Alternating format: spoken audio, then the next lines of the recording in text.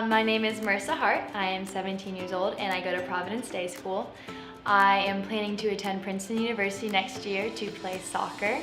I committed as a sophomore, January of my sophomore year, and I've been super excited about it ever since. So I started playing when I was 3 years old. My parents got me into it when I was three and easy at Strikers in Huntersville, North Carolina. And I think both my parents they swam in college at Chapel Hill. So growing up, I kind of loved soccer ever from the beginning, and I kind of realized that it's definitely something I want to do in college, because in my family playing a college sport was just something that was so natural and just kind of what you did. So I was like, okay, well, soccer's my sport. I love soccer. Swimming I didn't really like as much. So like the whole time when I was growing up, when I was playing, I always had this dream of playing college soccer. And eventually I moved to Charlotte, partly because I had such a better soccer program, and there are so many other resources, better resources than in Huntersville, almost to help me get to like the next level, so I'd be able to get to be like a talented enough player to play in college.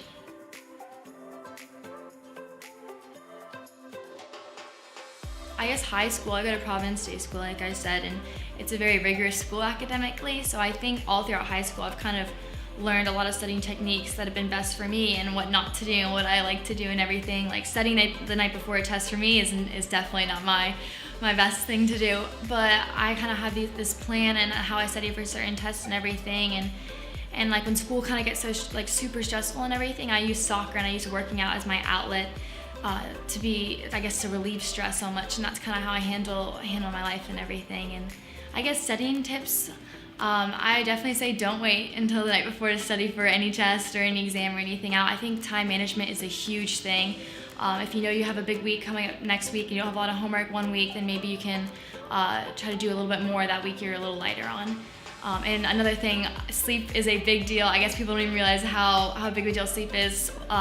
Honestly, like it gets to a point if you're going to bed super late and everything, it's not worth the studying for the test, because it won't mean anything by the time you take it, because you won't remember anything. So I'd say sleep is a big tip. Well, I wake up and I have a chocolate chip pancake and bacon every morning for breakfast. And then I go to school. Usually on a game day, I'll have, if I'm in my high school season or club season, I usually have a sandwich for lunch, just because I think it's like the healthiest and easiest option. Finish my school day and everything. If it's a practice day, I'll work out after school and do strength training, and then I'll go straight to practice afterwards for an hour and a half. So it's around 2.5, 3 hours of just like working out each day, and then I go home and do my schoolwork. And then if it's a game day, then I'll have a pregame meal, I'll study and for any tests I have, do all my homework, and then I'll play in my game later that night. Go-to pregame meal, I would definitely say pasta. I think it's just like the safest option, so.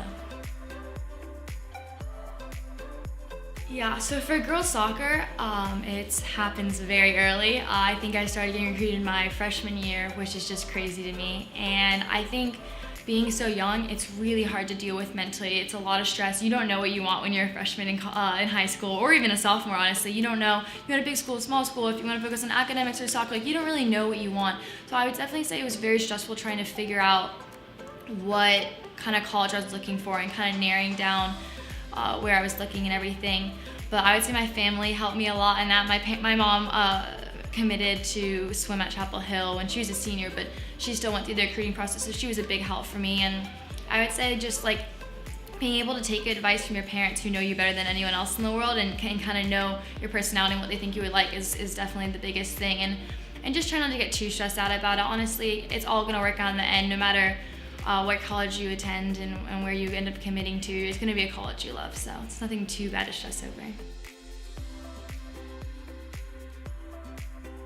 I would say one of the biggest struggles for me is definitely whenever I'm injured. I think any athlete would say that when they're injured, it's probably the most frustrating experience of all time. I had a concussion earlier this season that was just so frustrating. To not be able to play when you see your friends out there playing and you want to be in the game, but you can't really do that because you're injured. I had an ankle injury before nationals last year, and that was really, really difficult. And I think the biggest piece of advice I would have with that is just to stay positive, stay confident, work hard in PT, try to get your physical therapist to work with you all the time, and really just focus and be really persistent in trying to get back, because eventually you will be back and you'll be loving the sport just like you did. And I'd say another big emotional struggle I'd probably have, but just like any athlete is playing time. I think there's always going to be a game where you don't get the right amount of playing time you want, or you don't, even if you don't play the way you want to. And after those games, you really have to self-reflect and try not to blame it on anyone else, your coach, other players and everything, and just kind of take a look at yourself and realize like, hey, that wasn't my best game, or like, hey, I didn't play, well, why? And then like kind of take it on yourself and then be like, okay, this is what I need to work on, and still remain confident, because when you're not confident, you're not going to play well. So just remain confident, and next time just go out there and work your hardest and earn that playing time, or show the coach how great you can play.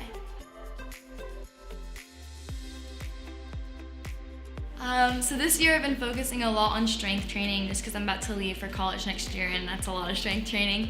I would say squats are a big one for me, like back squats with the bar and everything, or even front squats, just because I'm a soccer player, so quads are like a big thing for us, to focus on that. I do a lot of body weight stuff like push-ups and sit-ups, and a lot of core as well. A little less arms just because it's not as relevant to me, but it's still good to get like the full body strength in. My go-to pump-up song is Gold Digger by Kanye West. I would say my whole soccer team would agree with that. It's kind of our team song, so. My go-to healthy snack is pretzels, especially before even morning games when you're really nervous and you can't really eat or something. I would say pretzels is kind of a bland snack I like. I'm the first to admit I'm definitely not the best at coping with a hard loss. I'm a very internal person, and I'm not really good at kind of explaining my emotions to people and everything and having other people help me. But I would say, like, after a hard loss and you're just devastated, I would definitely go to your family first. That's what I do, and they're the ones that know you best, and they're the ones that know how to make you feel better. If you want to talk about a game, if you don't want to talk about the game, just do whatever you can to make you feel better about that loss, because it's not the end of the world. There's always going to be another big game that you'll be able to be a part of. I would definitely say there's always going to be people, and this sounds so cliche, but there's always going to be people that are kind of going to doubt you or not give you the playing time or tell you you're not good enough and everything, but you need to stay confident and keep working hard, because if you work hard enough, honestly, like, you can probably achieve almost anything, I think. You just have to work hard, put in the extra hours when no one's looking, and remain confident, and you'll get to where you want to go. Because I think everyone has all these big dreams of going to colleges or being on the national team and everything, but if you work hard enough to get to wherever you need to go, you don't really care what other people say, I think all those are definitely achievable. And thank you, and a shout out to Female Athlete University. Go check out their website. They're an awesome program. Great wellness tips, mental health tips, fitness tips, everything, nutrition tips, everything. So great platform.